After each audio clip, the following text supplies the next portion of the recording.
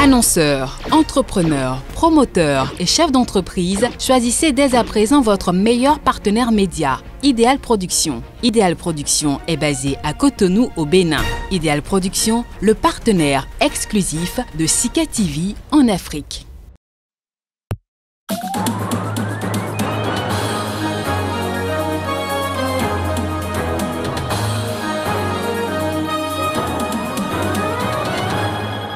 Au sommaire de cette édition au Tchad, la junte militaire au pouvoir a annoncé ce dimanche son refus de négocier avec les rebelles. Ces derniers sont accusés par l'armée d'avoir tué le chef de l'État, Idriss Déby Itno. Le Conseil de sécurité de l'ONU a adopté vendredi dernier une nouvelle déclaration appelant les partis en Somalie à rejeter la violence et à reprendre le dialogue de toute urgence et sans conditions préalables. Et puis, plus de 80 personnes ont péri ce dimanche dans un incendie à Bagdad, en Irak. L'incendie s'est déclaré dans un hôpital dédié au Covid-19.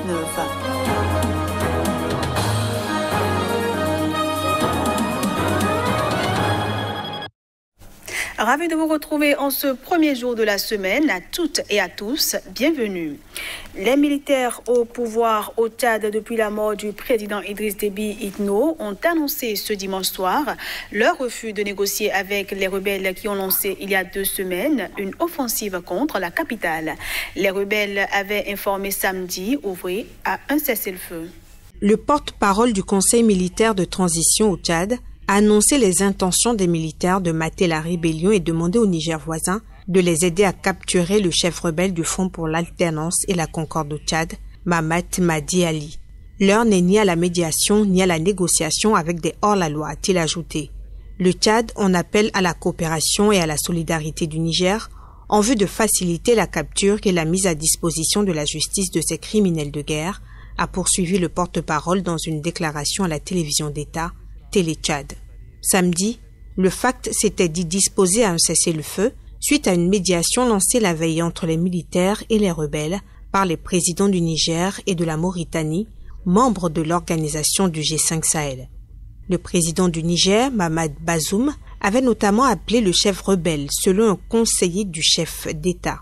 L'armée tchadienne a accusé dimanche des rebelles du FACT et notamment leur chef d'avoir fui sur le territoire nigérien. Dans sa lutte contre le FACT, à laquelle d'autres rébellions tchadiennes basées en Libye ou au Soudan ont apporté leur soutien, sans pour autant lancer pour l'heure leurs troupes dans la bataille, N'Djamena se sent assuré du soutien international, a estimé une source diplomatique africaine. Joint au téléphone par l'AFP, Madi Ali a affirmé pour sa part qu'il se trouvait toujours au Tchad, dans la province du Kanem, région frontalière du Niger, à environ 400 km au nord de N'Djamena. S'ils veulent faire la guerre, on fera la guerre. Si on nous attaque, on va répliquer, a-t-il affirmé dimanche soir, réagissant au refus de négocier de la junte militaire. Après les funérailles du président tchadien Idriss Déby Itno, qui dirigeait le pays depuis 30 ans, les Tchadiens espèrent un changement avec le général Mahamat Idriss Déby. Ce dernier a pris le pouvoir suite au décès de son père. On la suit. On a un peu trouvé le changement aussi, mais pas totalement, mais on veut qu'on trouve une bonne personne. Son enfant qui l'a remplacé, il faut qu'il soit bien comme son papa aussi, mais il faut qu'il fasse un peu abondance comme son papa, donc pas totalement aussi, quoi. Donc on ne sait jamais. Si la vie doit changer, c'est bon aussi, mais il faut qu'elle change dans les bonnes conditions aussi. Comme les gens de l'armée nationale qui ont décidé pour être la fille du président à la tête du président, donc nous on n'a pas le choix. Nous on veut à ce que seulement la chose va être bien.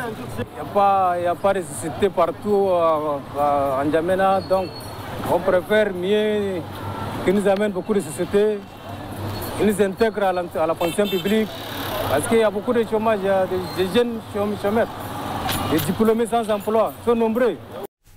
Le Conseil de sécurité de l'ONU a adopté vendredi dernier une nouvelle déclaration appelant les partis en Somalie à rejeter la violence et à reprendre le dialogue de toute urgence et sans conditions préalables, illustrant sa préoccupation croissante face à l'impasse politique. Pendant ce temps, les Somaliens continuent à tenir des manifestations contre le prolongement du mandat du président.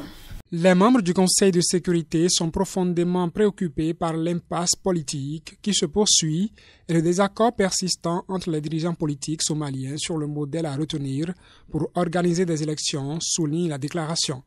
Le 31 mars, le Conseil de sécurité, à l'issue d'une réunion convoquée en urgence, avait déjà appelé les autorités somaliennes à résoudre le blocage lié au processus électoral. Le 12 avril, le Parlement somalien a voté l'extension pour 2 ans du mandat du président somalien Mohamed Abdullahi Mohamed Farmajo, expiré en février, et prévoyant une élection au scrutin universel direct en 2023. Cette décision a été condamnée par l'Union africaine. Depuis février, une coalition de candidats de l'opposition somalienne juge le président illégitime et réclame sa démission. Dans la rue, la fronde est aussi menée contre le pouvoir.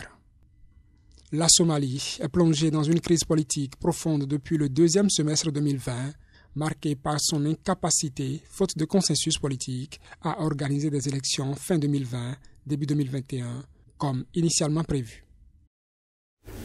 Hors du continent africain, de nouveaux accrochages ont opposé samedi soir Palestiniens et forces de l'ordre aux abords de la vieille ville de Jérusalem après un appel au calme du Premier ministre israélien Benjamin Netanyahou. Les échauffourées étaient cependant de moindre intensité que les jours précédents. 6 Palestiniens ont été blessés, dont 5 ont été traités sur place, selon le Croissant Rouge palestinien. À Jérusalem-Est, secteur palestinien occupé et annexé par Israël, des centaines de policiers avaient été déployés aux abords de la vieille ville samedi, en début de soirée, pour éviter de nouvelles violences, après plusieurs jours d'affrontements impliquant juifs d'extrême droite, palestiniens et forces de l'ordre, les plus importants depuis des années. Quelques accrochages légers ont eu lieu à la porte de Damas, un des principaux accès à l'esplanade des mosquées, située dans la vieille ville, après la dernière prière du jour en ce mois de Ramadan. Benjamin Netanyahou a lancé quelques heures plus tôt dans un communiqué après une réunion d'urgence des responsables de la sécurité qu'il veut avant tout faire respecter la loi et l'ordre public et appelle toutes les parties au calme. L'homme d'État israélien a aussi déclaré que l'armée était prête à tous les scénarios dans la bande de Gaza après le tir d'une trentaine de roquettes depuis l'enclave palestinienne sur le sud du territoire israélien dans la nuit de vendredi à samedi. Cette déclaration du Premier ministre intervient dans un contexte de tensions croissantes après les incidents ces derniers jours entre Juifs et Palestiniens à Jérusalem-Est. Les heurts les plus violents ont eu lieu jeudi soir lorsque les Palestiniens ont voulu s'opposer à une marche de partisans de mouvements juifs d'extrême droite. Les forces israéliennes mobilisées pour cette marche ont bloqué les Palestiniens, dont une centaine ont été blessés, ainsi qu'une vingtaine de policiers israéliens. Ce journal se poursuit. Plus de 80 personnes ont péri ce dimanche dans un incendie à Bagdad, en Irak. L'incendie s'est déclaré dans un hôpital dédié à la Covid-19. Tout a commencé aux environs d'1h du matin, avec l'explosion de bouteilles d'oxygène stockées sans respect des conditions de sécurité, selon des médecins de l'hôpital Ibn al-Khatib. Puis, les flammes ont dévoré des heures durant des faux plafonds non ignifugés sous lesquels des patients sous respirateurs ont été brutalement arrachés à leur lit.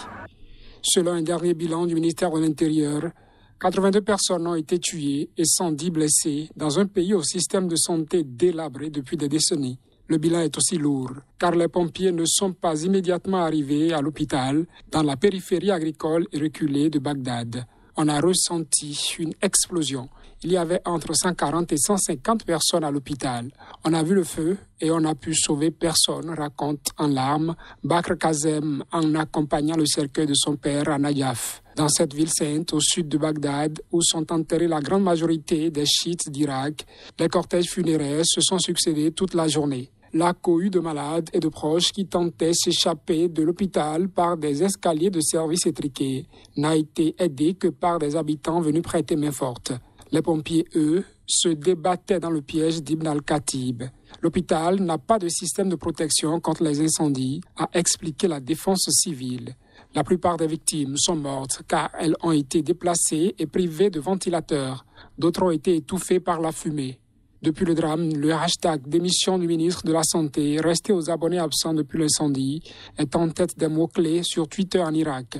Le Premier ministre Mustafa Al-Kazimi, qui a proclamé 3 jours de deuil national, il a suspendu et mis à la disposition des enquêteurs le ministre de la Santé Hassan Al-Tamimi, un proche du leader chiite Moqtada Sadr. La même sanction a été appliquée au gouverneur de Bagdad, Mohamed Jaber, et au patron de la santé pour l'est de Bagdad. Pour finir cette édition, près de 900 nouveaux cas de coronavirus ont été recensés dans le monde en une seule journée, un chiffre record en raison surtout de la flambée épidémique en Inde.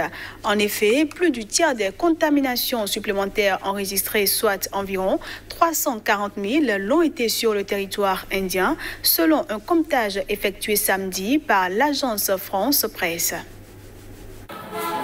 L'Inde a recensé le 25 avril près de 350 000 nouvelles contaminations au coronavirus sur 24 heures, un record mondial, et les autorités locales ont décidé de prolonger d'1 semaine le confinement dans la capitale New Delhi. Le pays a parallèlement déploré 2767 nouveaux décès dus à la Covid-19, ce qui est un record national depuis le début de la pandémie. La capitale, qui compte 20 millions d'habitants, est l'agglomération indienne la plus touchée par l'épidémie. Un confinement d'1 semaine y avait débuté lundi dernier pour tenter d'atténuer la pression sur les hôpitaux confrontés à une grave pénurie d'oxygène. La crise met de nouveau en lumière la vétusté du système de santé indien, alors que la colère monte contre le manque de préparation présumée du gouvernement fédéral face à cette vague épidémique. Sur les 7 derniers jours, l'Inde a enregistré plus de 2 millions de nouveaux cas, soit une hausse de 58% par rapport à la semaine précédente, selon des données compilées par l'agence France Presse. Et c'est la fin de cette édition que je vous remercie d'avoir suivi. Excellente semaine à tous en compagnie des programmes de Sika TV.